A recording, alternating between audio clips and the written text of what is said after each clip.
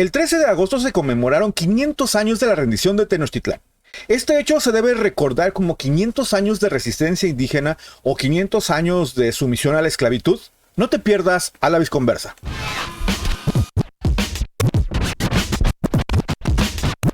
Bienvenidos a La Visconversa, el podcast del Güero de las Nieves con el Güero de las Nieves y eventualmente con uno que otro invitado, donde nos daremos cuenta que el mundo está de cabeza, el Güero de las Nieves está de cabeza y eventualmente también los invitados están de cabeza.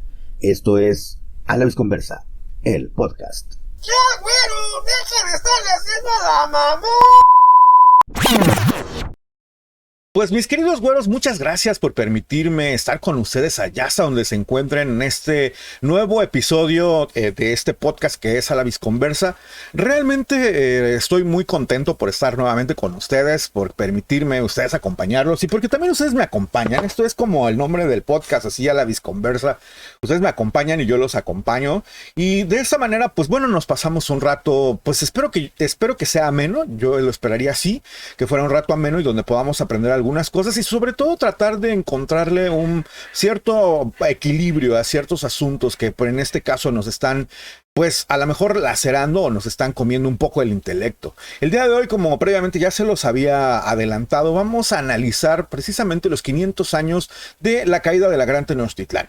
Un hecho que para nosotros los mexicanos al menos es bastante importante y bastante interesante porque da como inicio la etapa llamada de la colonia, la época de la colonia. Es el momento en el cual deja de haber la hegemonía de una nación o de unas naciones que son meramente originarias de la América y empieza la dominación española. Es muy interesante hacer notar algunas cosas que se vinieron dando a lo largo de la historia, pero principalmente no quiero irme todavía hasta la historia, sino quiero tocar nada más lo que sucedió en el 13 de agosto, pero no de 1521, sino el 13 de agosto del 2021, 500 años después de este suceso. Me parece interesante, o quiero rescatar dos cosas al menos. La primera es que el presidente de la República Mexicana, Andrés Manuel López Obrador, y una serie de mexicanos que trabajan en su gabinete, se dieron a la tarea de salir a la explanada del Zócalo capitalino en la Ciudad de México, la anterior México Tenochtitlán, o la anterior ciudad de Tenochtitlán, a una maqueta que habían construido para tal motivo y celebraron 500 años de resistencia indígena. Una celebración que me pareció bastante interesante, al menos a mí, porque en realidad no había ningún representante de esos pueblos originarios que han estado en resistencia desde hace 500 años. Y sí, debemos recordar que hay naciones de pueblos originarios de México que se han mantenido resistiendo el embate de la conquista española y las subsecuentes que han venido a lo largo de 500 años. Esto debido a que son naciones que tienen muy arraigada su identidad como naciones. Nosotros a veces despectivamente les llamamos tribus, pero en realidad son naciones en este país llamado México, son naciones originarias. Y a lo mejor voy a cometer un error al llamarlas por el nombre que nos las conocemos, pero en realidad normalmente así las conocemos. En esta celebración, repito, de los 500 años de la resistencia indígena, no vimos a ningún representante de coras, tepehuanos, mayos, yaquis, rarámuris, mijes, mazahuas, toda una serie de naciones que todavía existen, que conservan su identidad nacional, su identidad originaria y que han resistido muy, muy fuerte el embate el embate fuerte además también del colonialismo, tanto de los españoles hace 500 años, como el de la aculturación que se ha venido dando de una manera a lo mejor menos violenta, pero de todos modos ha tenido sus avances. Por ejemplo, tengo amigos y tengo conocidos que son mazahuas, tengo amigos que son mazatecos y no hubo ningún representante de estas naciones o de las naciones triquis en esta celebración de los 500 años. Por el otro lado, me pareció también interesante que el partido Vox de España, que es un partido español, en su cuenta de Twitter lanzara tres tweets aproximadamente, creo, nada más recordar tres tweets, los cuales decían prácticamente lo siguiente, que el 13 de agosto de 1521 algunos españoles encabezados por Hernán Cortés habían logrado poner fin a un reino, a un imperio del terror, habían logrado la rendición de Tenochtitlan y habían terminado con el horror de los sacrificios humanos a dioses satánicos, así lo llamaron, y eso sí lo tengo muy presente porque llamaron dioses satánicos de los aztecas, eso decía.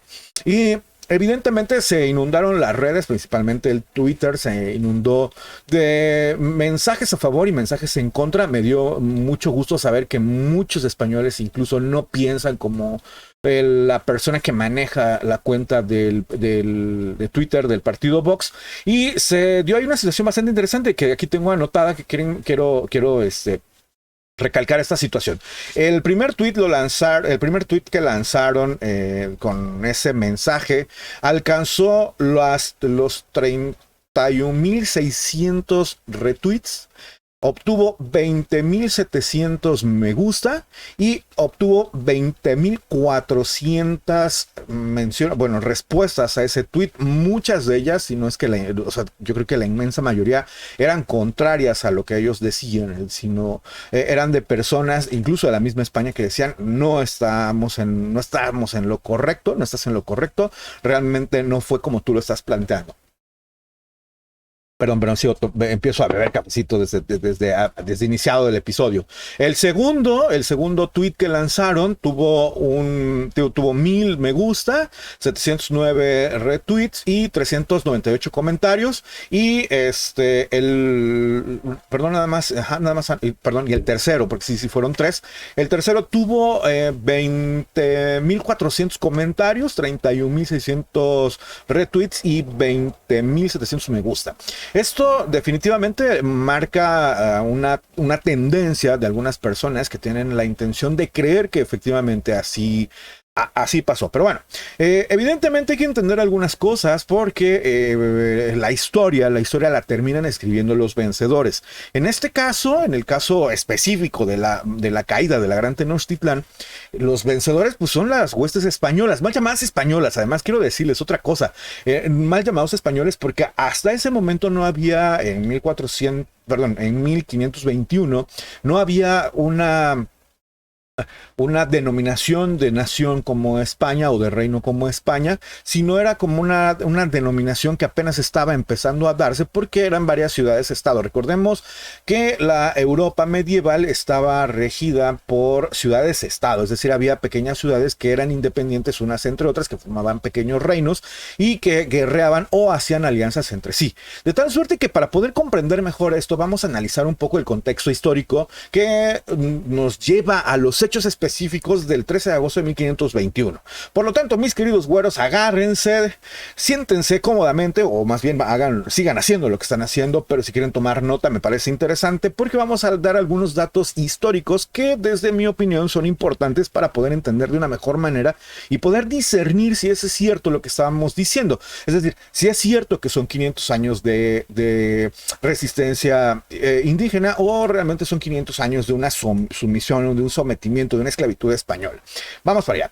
Empecemos pues por analizar, a riesgo de que me digan que soy para que no me digan, perdón, que soy chauvinista, pero tampoco quiero que me digan malinchista, pero vamos a analizar por principio de cuentas qué estaba sucediendo en la península ibérica allá por los años de 1492 para poder entender un poco mejor qué es lo que estaba sucediendo, cómo se fueron dando estos sucesos de la conquista española. Para empezar debemos de entender que España en el año de 1492, perdón, en la península ibérica en el año 1492 termina o consuma la reconquista que inició en el año 722 aproximadamente.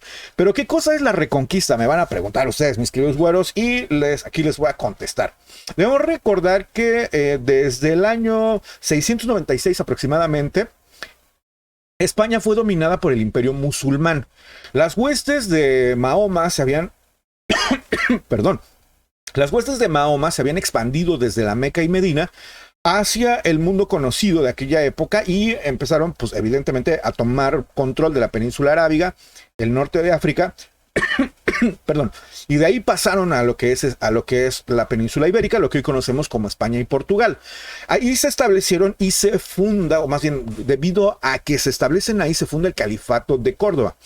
En ese califato, cuando estaba la península ibérica siendo sometida por el control político, económico y armamentista de los musulmanes, que no religioso, curiosamente, que no fue una dominación religiosa brutal como tal, sino los musulmanes daban la oportunidad del que quisiera creer en su Dios, creyera en el Dios que bien tuviera a bien creer. Es curioso observar que en esta época llamada el periodo o el siglo de oro, el periodo de oro de Al-Andalus, que así le llamaron los musulmanes a lo que era precisamente la península ibérica. De hecho, todavía conocemos alguna región de España como la Andalucía. Perdón, repito, entonces, en esta época, que fue la época de oro de Al-Andalus, no había una persecución religiosa como tal. No había la posibilidad de que hubiera un gobierno que obligara a los habitantes a tener una religión en específico y observar solamente la religión que ellos querían, sino los musulmanes le daban la oportunidad al que quisiera ser cristiano, el que quisiera ser musulmán evidentemente, y el que quisiera ser judío, pues también pudiera ser judío. Si no me lo creen, es muy interesante que vayamos al siglo de oro el siglo de oro de Al-Andalus, y podemos encontrar que cuando menos dos grandes filósofos nacieron precisamente en ese territorio, en Córdoba. Uno de ellos fue conocido en el mundo judío como Rabí Moshe ben Maimón, o Maimónides, que así se le conoce normalmente, un filósofo, un escritor religioso, un médico además, y Averroes, que también por su lado él fue musulmán, también un filósofo musulmán que es muy importante para las artes, sobre todo para la literatura en esa época. Aquí lo interesante también hay que reconocer que en ese entonces en España no existía el catolicismo como religión oficial. Había algunos nobles que sí practicaban la religión católica, pero la mayoría de las personas que vivían en la península ibérica no tenían esa denominación de catolicismo. Ellos practicaban una religión, bueno, no una religión, sino una denominación diferente de cristianismo, el cual evidentemente no me voy a meter mucho en hablar de esta denominación, porque bueno, no viene al caso, evidentemente. Además, déjenme avisarles que voy a abrir un nuevo podcast donde hablaremos de estos temas de religión cristiana precisamente, o nada más, únicamente de religión cristiana. Pero lo que sí debemos de saber es que muchas personas, o la mayoría de las personas que vivían en la península ibérica en estos años, no practicaban el catolicismo romano como tal, como religión, sino la mayoría practicaban el arrianismo. Esto debido a que la nobleza visigoda que había llegado a establecerse en la península ibérica eran precisamente creyentes del arrianismo, seguidores de las enseñanzas de Arrio. No, repito, no me voy a meter en mucho asunto al respecto, pero sí, o al menos tienen diferente visión de la divinidad, diferente forma de entender la divinidad, de entender incluso el mensaje de Jesucristo, que sería como la figura principal del cristianismo. En ambos, tanto los católicos como los arrianos, tienen una visión completamente diferente. Esto es muy importante porque después veremos que hay dos reyes que reciben la denominación de los reyes católicos, debido a que evidentemente sí existía una diferencia ahí con esta situación. Pero bueno, regresando a lo que primero que les estaba platicando, mis queridos güeros, era que la conquista musulmana entonces inicia en el año 696 aproximadamente. Repito, se da un auge en las artes, se da un auge en la ciencia, en la tecnología. Incluso recordemos que enclaves musulmanes dieron paso a cosas muy interesantes que incluso todavía la misma España actualmente en el 2021 se sigue beneficiando o sigue siendo famosa por esas cosas. Por ejemplo, las armas toledanas, evidentemente en Toledo, gracias a la manera en la cual los forjadores o los herreros musulmanes trajeron la fórmula para hacer el acero damasquino. Bueno, ahora en Toledo se siguen fabricando las mejores armas que en aquel entonces, bueno, que se siguen fabricando hasta actualmente, algunas muy buenas armas de armas blancas como cuchillos y espadas, y en aquel entonces eran también pues bastante importantes porque era de lo mejor que podía existir en el mundo europeo. Tener una espada toledana era lo máximo. También debemos recordar que, por ejemplo, en Córdoba, España, se establecieron los curtidores que también traían como estas recetas secretas quizá de la manera de curtir las pieles desde Damasco, y precisamente se dieron a conocer en Córdoba como un tipo de piel diferente, una forma diferente de hacer la piel muy fina, que se les llamó cordobanes, precisamente por la definición de origen o denominación de origen de Córdoba, España. Pero, pues evidentemente los señores feudales medievales que se habían establecido previamente a la llegada o a la conquista de los musulmanes, pues no estaban nada contentos. Eso lo podemos ver incluso lo podemos leer, si tienen a bien leerlos, mis queridos güeros, en el Cantar de Gesta del Mío Cid, que es un cantar donde precisamente se hace alusión a esta campaña bélica de la Reconquista, el momento en el cual los señores medievales de España empiezan a buscar liberarse del yugo de los musulmanes, y esto se da precisamente, por regreso a la misma fecha, se da en el año de 1492. En 1492, en la toma de Granada, era el último reducto que les quedaba a los musulmanes, la ciudad de Granada. Entonces toman las huestes católicas o las huestes de los señores feudales de España, toman el Alcázar de Granada, se consuma la Reconquista, pero en ese mismo año se dan también otros dos eventos muy importantes. Primero, la llegada de Cristóbal Colón a las tierras americanas, y también la expulsión de los judíos y evidentemente de los musulmanes de la península ibérica. Debemos recordar que en aquel entonces eran reyes de España, pero no eran reyes de España, eran reyes de lo que después se llamaría España, los reyes católicos, Isabel y Fernando. Aquí debemos de entender alguna cosa también muy importante. En el año de 1037 aproximadamente, los reinos de León y de Castilla se unen cuando se muere el rey de León, cuando se muere el rey de León, que se llamaba Sancho II, y su hermano, que se llamó Alfonso VI, se convierte en el monarca de León y de Castilla. Cuando se casan Isabel y Fernando, se consolida la alianza entre Castilla, que también ya traía algunos reinos adheridos, León, Castilla, La Mancha, y se fusiona con Aragón, con el reino de Aragón, y se expande el poderío tanto económico como militar de la corona de los reyes católicos. Y ellos son los que dan el financiamiento a Cristóbal Colón para que se embarque a una nueva ruta que busca llegar al Japón y a la China, al Zipango y al Catay, como se decía en aquellos entonces, y pues nunca contaron que en medio de esa ruta por la cual pensaba llegar Cristóbal Colón al Zipango y al Catay, llegan a un mundo completamente desconocido. Por eso, cuando Cristóbal Colón llega el 12 de octubre de 1492 a las costas de Guanajaní, que ahora se le llama San Salvador, me parece, se les ocurre decir que había llegado a las Indias, porque los pueblos originarios, las personas que vivían ahí, parecían tener como una semejanza con las personas de la India. Además de que Colón dijo, bueno, ya estoy muy cerca del Zipango, ya estoy muy cerca de Catay, de tal suerte que entonces debo estar en la India.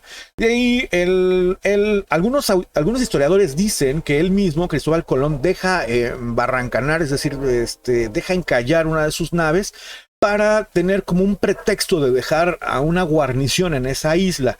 Y fundan el 25 de diciembre de 1492, fundan un fuerte que casi tiene esa denominación, aunque en realidad algunos dicen que era solamente una empalizada, precisamente de la Santa María, sin mal no recuerdo, que fue la nave que encalló, que embarrancanó. Entonces ellos y sacaron el maderamen, hicieron una palizada como para protegerse. Y a esa construcción así medio primitiva le llamaron el Fuerte de la Natividad, porque lo fundaron un 25 de diciembre, que es el día de la Navidad, en el año de 1492. Con ese hecho, se podría decir que inicia la conquista española en América, y justamente cuando Cristóbal Colón dice, bueno, ya me voy, deja ahí una guarnición, y dice, ya me voy de regreso a España, voy a traer más víveres, voy a traer más barcos, voy a traer más gente, porque hemos llegado a un lugar muy bonito, y luego paso por ustedes. En ese momento que Cristóbal Colón se da la vuelta y ya se va con sus veleros, se empieza a darle el carácter bélico a esa conquista, debido a que las personas que dejó en la guarnición empezaron a maltratar a los indígenas, empezaron a tratar de explotarlos con trabajo y con tributo, especialmente en comida, y llega el momento donde esas tribus se sublevan en contra del dominio de los pocos españoles que había ahí, y al mando de un cacique llamado Caonabo, pues matan y pasan a, pues matan, pues iba a decir que pasan a cuchillo, pero en realidad no. Recordemos que en América no se conoció el metal como el hierro como para hacer armas armas blancas, armas punzocortantes, sino se ocuparon armas de piedra. Estaban en la etapa de piedra pulimentada, pero de todos modos mataron a los pocos españoles que quedaron. Cuando Colón en su segundo viaje llega a la isla, se da cuenta que ya no quedaba ni un solo español. Finge un poco demencia porque no quería tener como enemigos a todos los habitantes de esa isla, y pues funda Isabela, otra ciudad más adelante, donde había dejado el primer emplazamiento del Fuerte de la Natividad. Debemos recordar otra cosa bastante importante que estaba sucediendo. Esto estaba sucediendo en América, pero ¿qué sucedía en Europa? Bueno, en ese entonces, los deseos expansionistas de los reyes católicos eran tales que pusieron su vista en un archipiélago llamado las Islas Canarias, y ellos mandaron una expedición para poder conquistar a las Islas Canarias. Previamente ya se había hecho un esfuerzo para que el control político y el control económico de las islas cayera en la corona española, y se le denominó en aquel entonces a la conquista señorial. Es decir, llegaron gente allegada a la corona, gente de la nobleza, a tomar el control político y el control económico de las islas. Esto pues no les pareció muy bien a los nativos, que les llamaron o les denominaron guanches, y pues siguieron ahí como siendo siervos de estos señores nobles medievales de aquel entonces, pero pues ahí con ciertos descontentos. Cuando se dieron cuenta, cuando la corona se da cuenta que realmente no tenían el control como a ellos les hubiera gustado tener de las Canarias, entonces empieza una campaña ahora sí bélica, una campaña militar denominada la Conquista Realenga. Esta Conquista Realenga tenía por objeto conquistar o tener el control para la corona de Castilla, el control, válgase la redundancia, de Gran Canaria, La Palma y Tenerife. Previamente, con la conquista señorial, Lanzarote, El Hierro y Fuerteventura, que son parte también de las Canarias, pues ya habían tenido el control los reyes castellanos o los reyes de Castilla.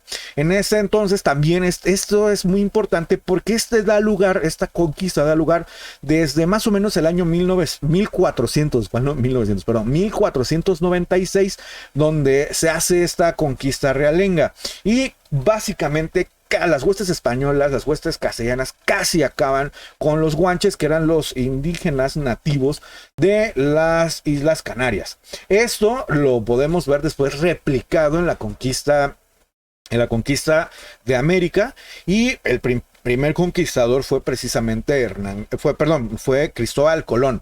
Evidentemente, con la conquista bélica de las Canarias, se demuestra el carácter expansionista de la corona y la firme intención de crear ya un imperio a costa de las armas. Aquí también hay que reconocer una cosa bastante interesante, porque fue uno de los argumentos un poco de peso, por llamarlos de alguna manera, que dieron paso a la conquista. Recordemos que ya les había dicho que previamente la península ibérica primero había sido habitada por personas cristianas, pero que entendían de diferente forma el cristianismo. Si mal no recuerdan, les había dicho ya previamente que en aquel entonces los que vivían ahí tenían una religión a la cual les llamaban arrianos.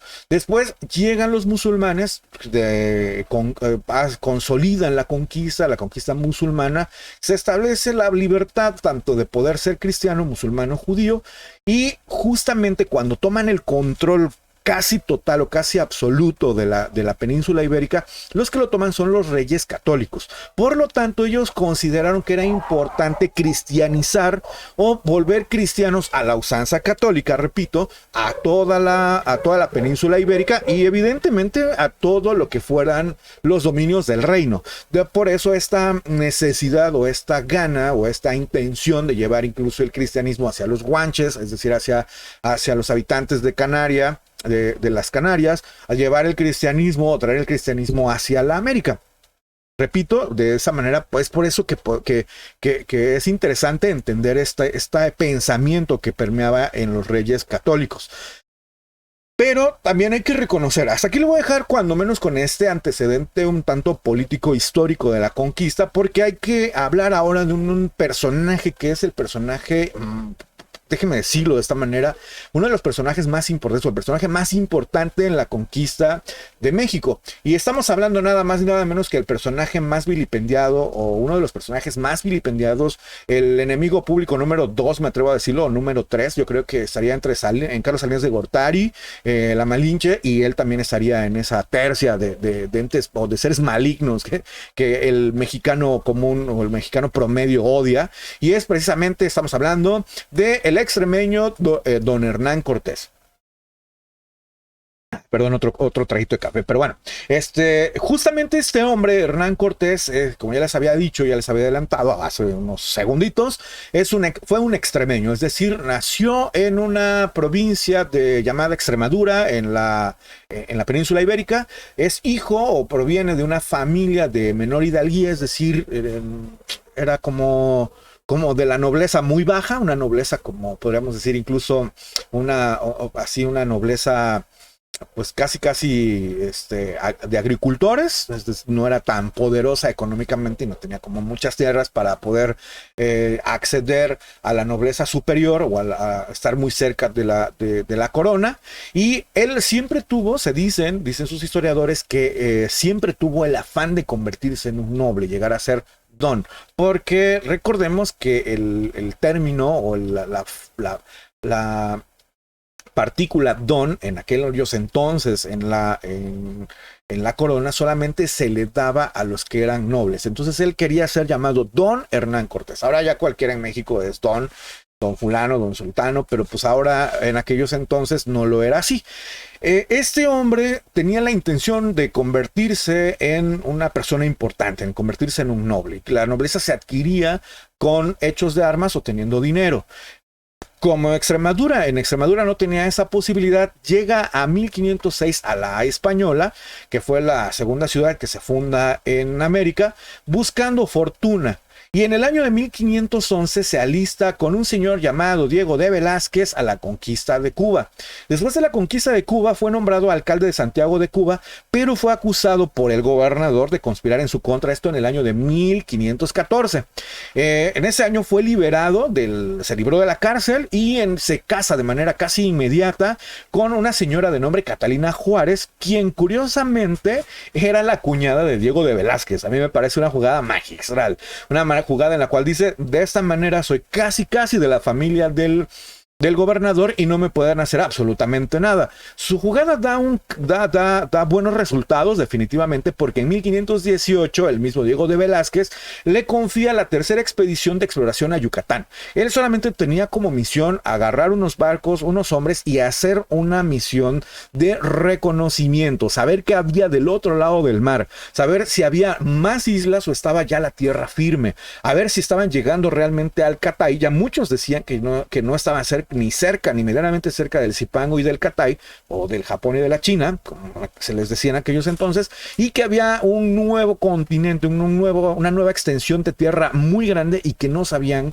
qué tan grande era la extensión y qué riquezas había. Por lo tanto era necesario necesario hacer expediciones de reconocimiento.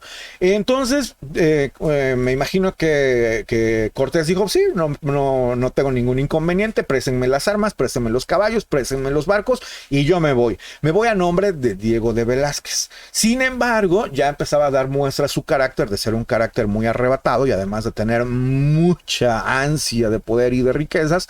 Y uno de las personas que estaban allegadas a Diego de Velázquez le dijo, oye, Diego, fíjate que Hernán Cortés tiene ahora sí dirían, tiene otros datos, tiene otras intenciones, tiene negras intenciones. Como Cortés sabía de esto, de que ya se estaba hablando muy cerca del gobernador esta situación, se le hizo fácil, y el 18 de noviembre de 1518 se le hizo fácil zarpar sin el consentimiento del gobernador, lo cual evidentemente esto es un crimen.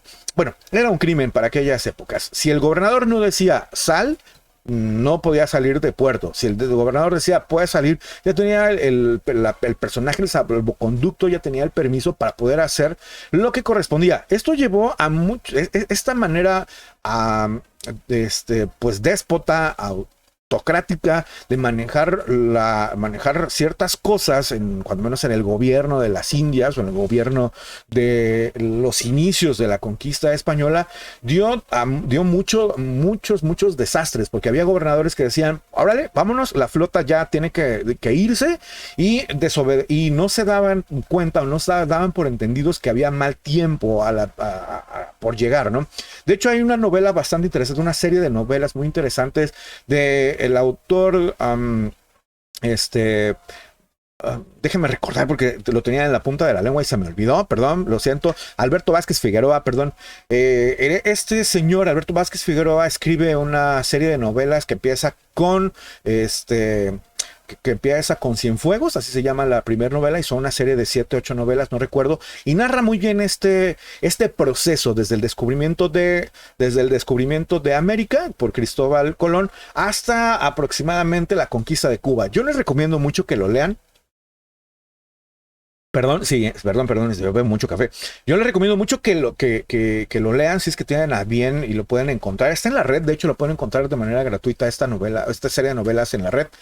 Y además van a aprender mucho y se van a divertir y se van a entretener bastante y van a fomentar un hábito muy bueno que es la lectura. Pero bueno, regresando a lo que estábamos, entonces, les repetía, sale sin consentimiento de la isla de Cuba, zarpa con toda su flota, la flota que no era de él, sino era la tenía al mando Diego de Velázquez, pero se le confiaron el mando a Hernán Cortés, perdón, y se va de una manera pues casi escondida, sin permiso del gobernador, el 18 de noviembre de 1518.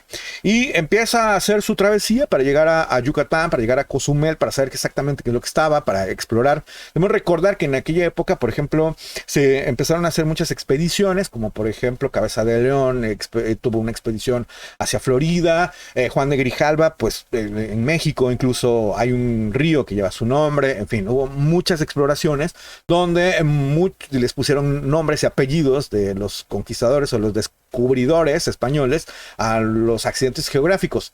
Curiosamente, llega a tierras actualmente mexicanas, allá al continente, a tierras continentales, el 25 de marzo de 1519, Hernán Cortés. Curiosamente, repito, el 25 de marzo de 1519, después de una cosa llamada la batalla de Centla, yo no me atrevería a llamar la batalla, pero pues bueno, así se le conoce, funda en el actual estado de Tabasco la villa de Santa María de la Victoria, así le llamaron, la villa de Santa María de la Victoria.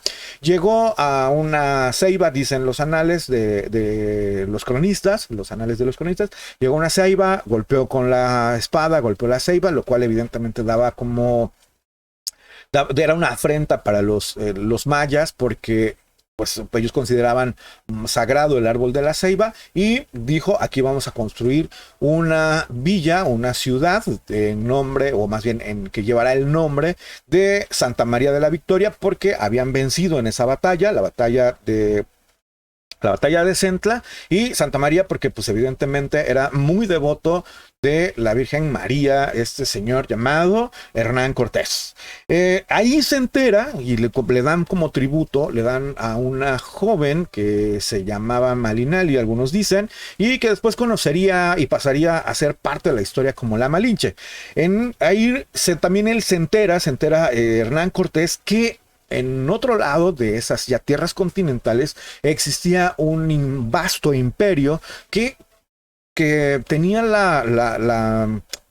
pues, la peculiaridad de que buscaba, o más bien le rendían tributo muchas naciones, y que tenía la posibilidad de concentrar la riqueza en su territorio, en su ciudad capital, que era Tenochtitlán.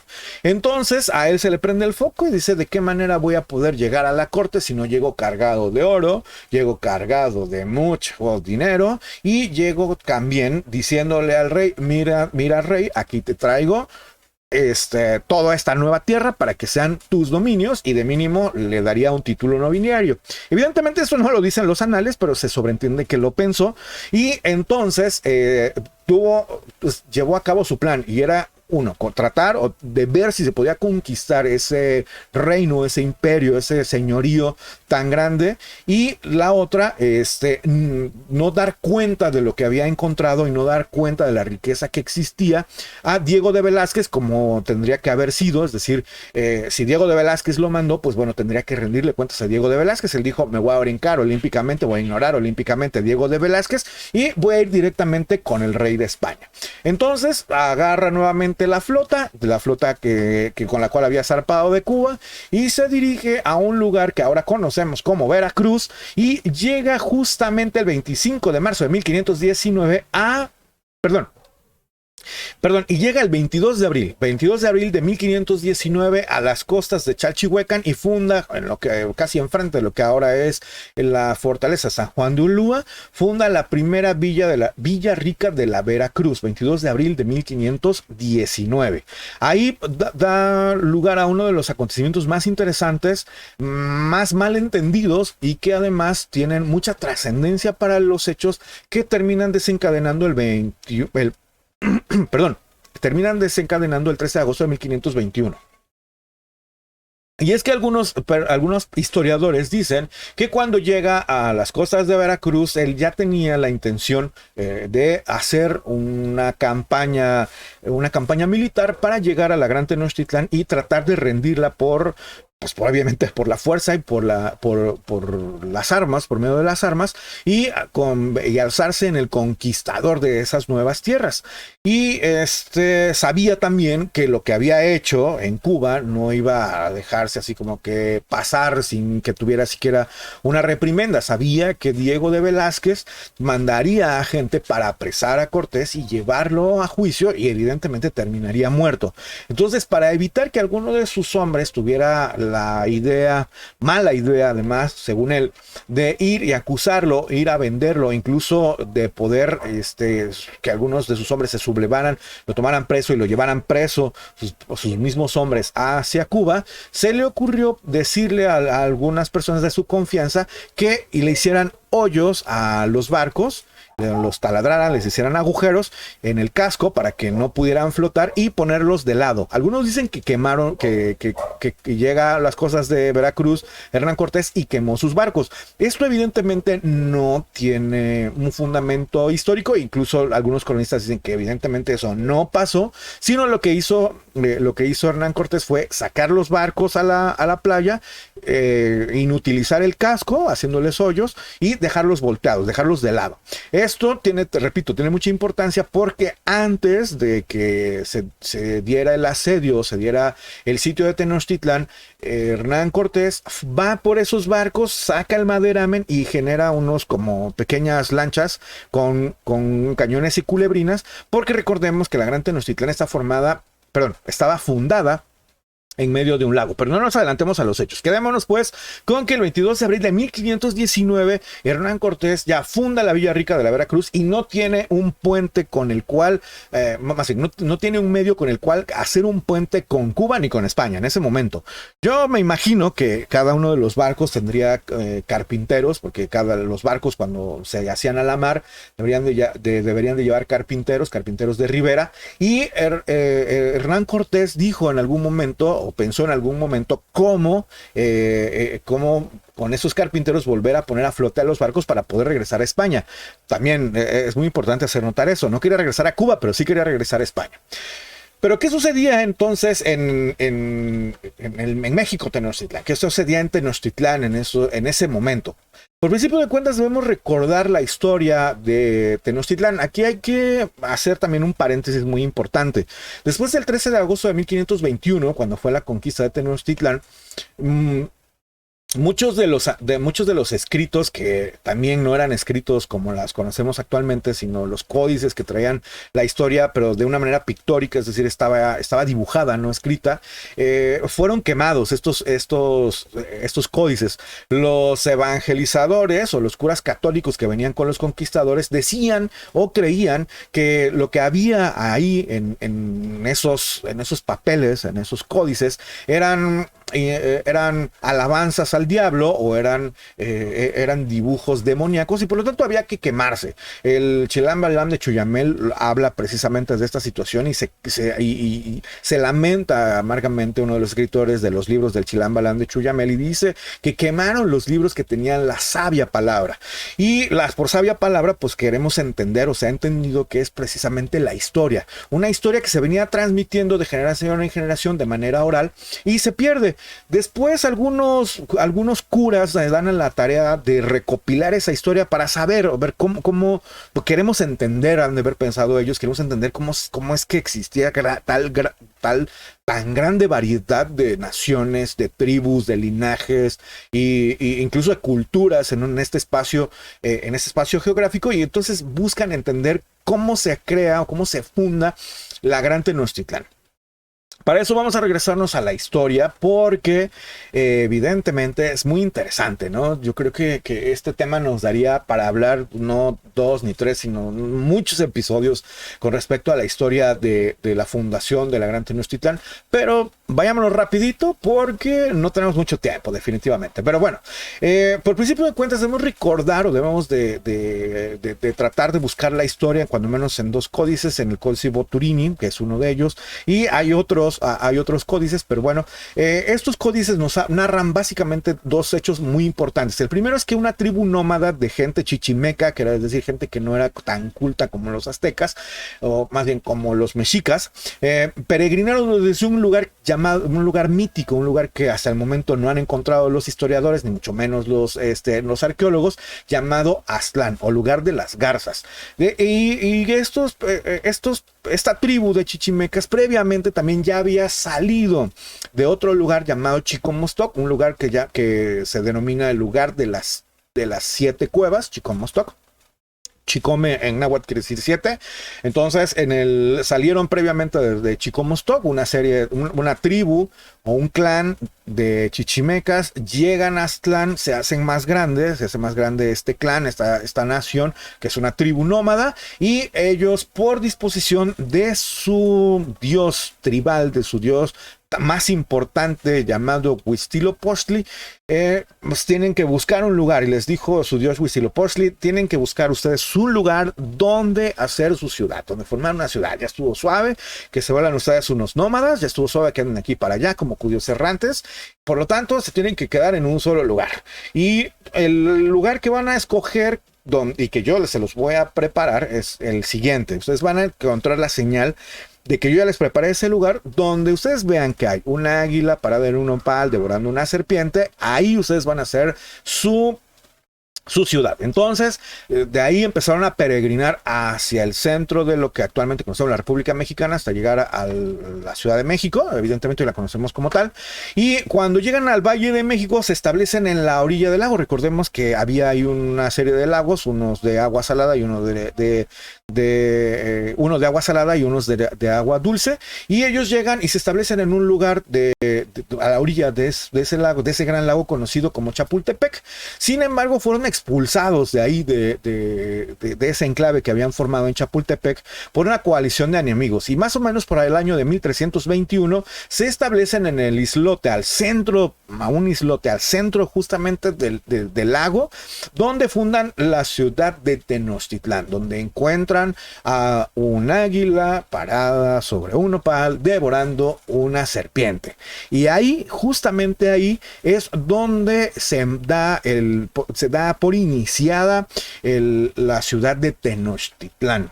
Tenochtitlán, que en el ombligo de la luna, algunos dicen que eso quiere decir, otros dicen que quiere decir en el centro del universo, me parece, pero otros dicen que no, que es el lugar donde abundan las tunas. Evidentemente no nos podríamos poner de acuerdo, pero el asunto es que ahí empiezan a fundar ahí se funda la ciudad de Tenochtitlán, en el centro del lago, y empiezan a crear esta ciudad no desecando el lago, no sacándole el agua al lago, sino metiendo tierra, curiosamente, haciendo el proceso que conocemos con el nombre de chinampas, donde sembraban unos árboles llamados ahuejotes alrededor y hacían como unos cuadrados, y esos cuadrados que estaban circundados por los ahuejotes los llenaban de tierra, de piedras, y tenían la posibilidad de tener campos de cultivo. Y evidentemente también tenían unas calzadas muy amplias que conectaban el centro del lago hacia los cuatro puntos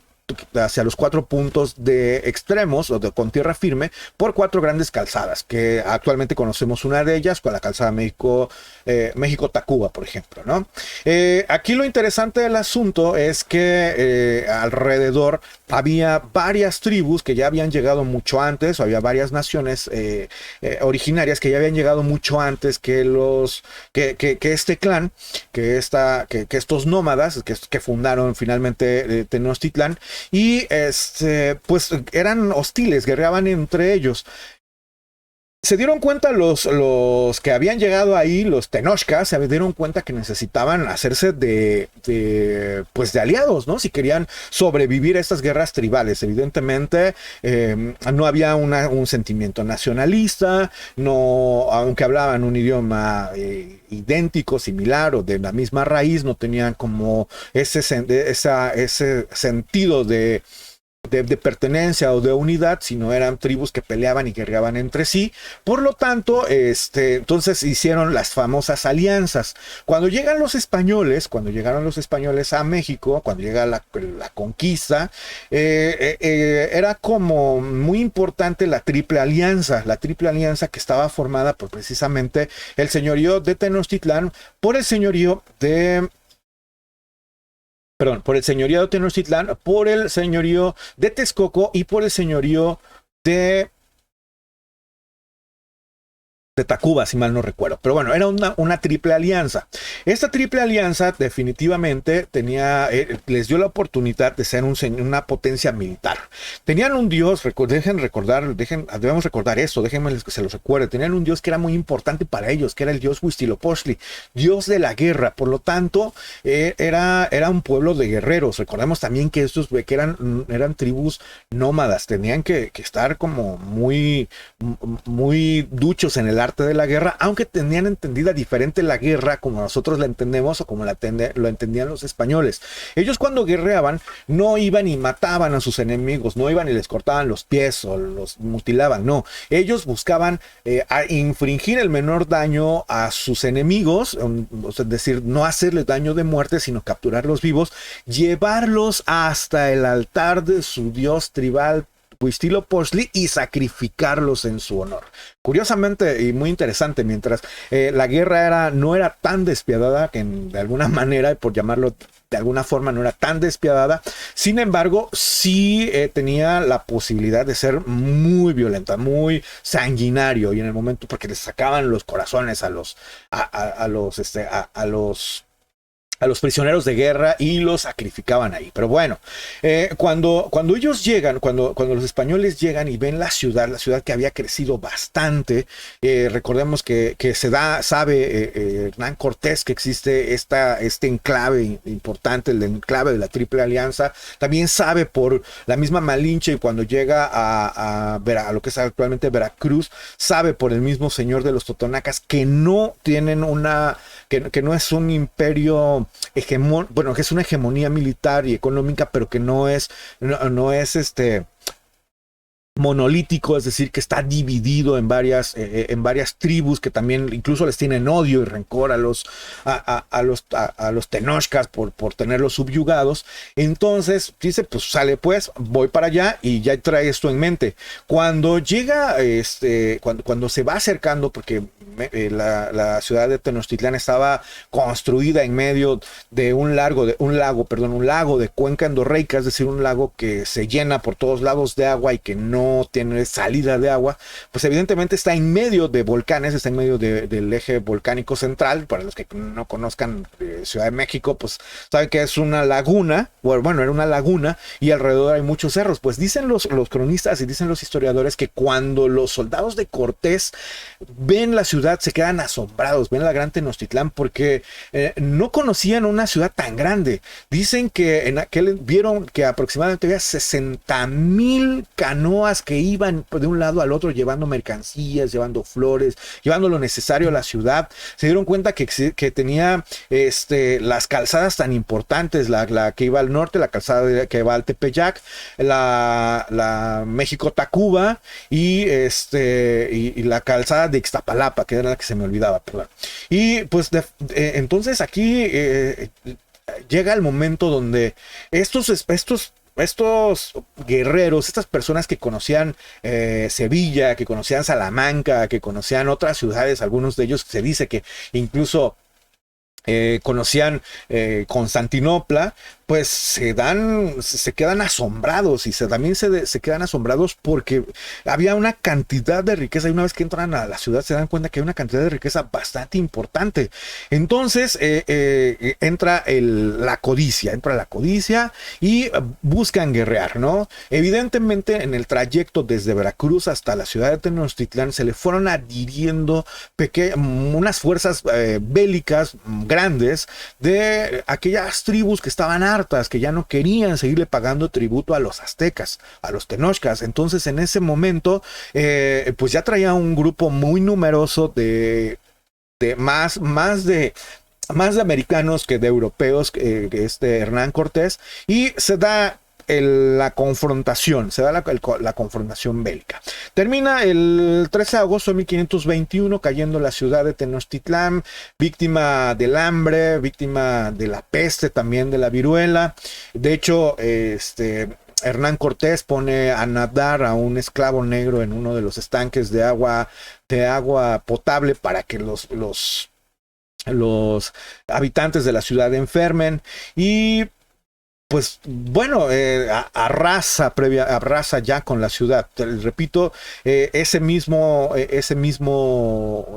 día, 13 de agosto de 1521, pues cae la ciudad de Tenochtitlán. Se dice que se levantaba el humo de la ciudad, de que los destrozos y la quemazón que estaban haciendo los españoles, al grado de que se veía, incluso en algunos dicen que se veía hasta Cholula, la humareda de tan grande que era fue esa destrucción. Previamente hubo otros muchos hechos que, repito, no voy a entrar aquí en detalle porque, híjole, nos llevaríamos mucho tiempo. Si así ya llevamos casi una hora platicando de esta situación, pues nos llevaríamos muchísimo más tiempo. Pero bueno, aquí lo interesante del asunto es lo siguiente: tan pronto cae la Ciudad de México, Tenochtitlán, los europeos hacen un apartheid, empiezan a expulsar a los dueños o a los habitantes de esa ciudad y los mandan lejos, los sacan. Incluso ellos hacen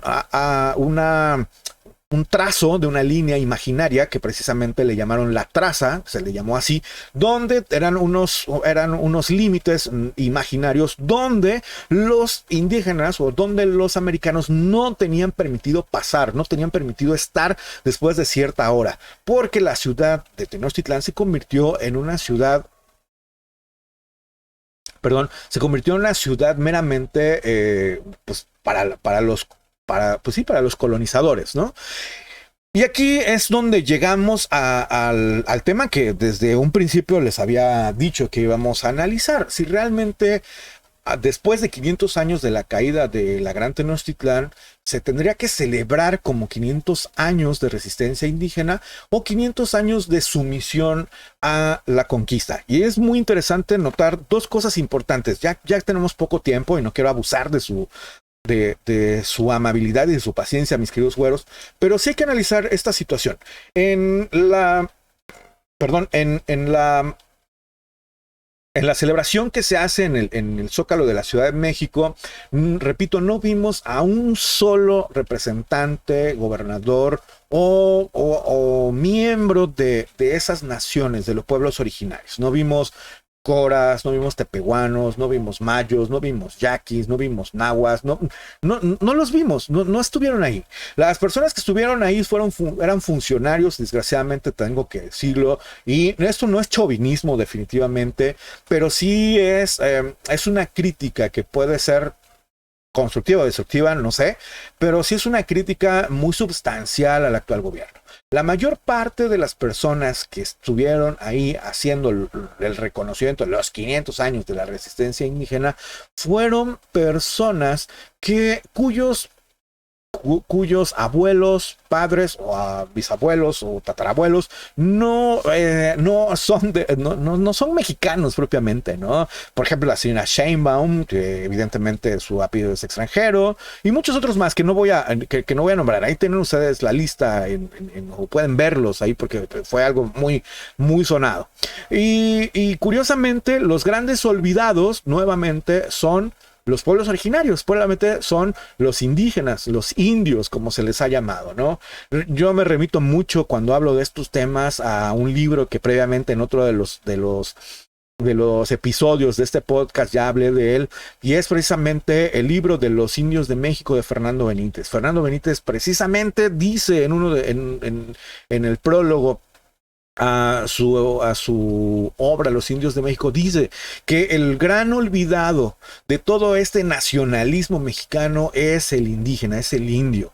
El único indio que les interesa a las autoridades y que es el único indio que les permite dar brillo a la historia es el indio muerto.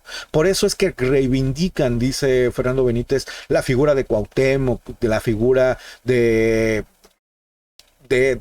los tlatoanis, la figura, en este caso,